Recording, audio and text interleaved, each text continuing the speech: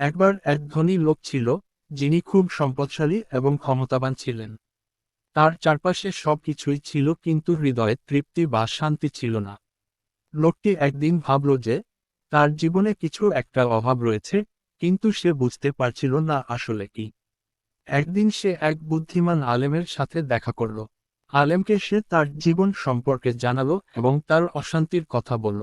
আলেম তাকে বললেন, তোমার জীবনে অনেক কিছু আছে, কিন্তু তোমার অন্তরে আল্লাহর প্রতি বিশ্বাস এবং ভালোবাসা নেই। তোমার সব কিছুই এই দুনিয়ার, কিন্তু আখিরাতের জন্য কিছুই করছো না। যদি সত্যিকার শান্তি ও তৃপ্তি পেতে চাও, তবে আল্লাহর পথে চল এবং তার হুকুম মানো। লোকটি আলেমের কথা শুনে গভীরভাবে চিন্তা করল। এরপর সে সিদ্ধান্ত নিল, তার জীবনের বাকি সময়টা আল্লাহর পথে কাটাবে।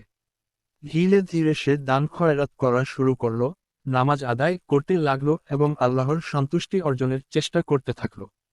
কিছুদিন পর লোকটি অনুভব করল, তার হৃদয়ে আসল তৃপ্তি এবং শান্তি ফিরে এসেছে।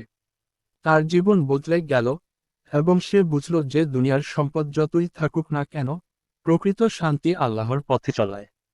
এই গল্পটি আমাদের শেখায়, জীবনের সত্যিকার সুখ এবং শান্তি কেবলমাত্র আল্লাহর প্রতি বিশ্বাস, তার নির্দেশ মানা এবং তার পথে চলায় রয়েছে।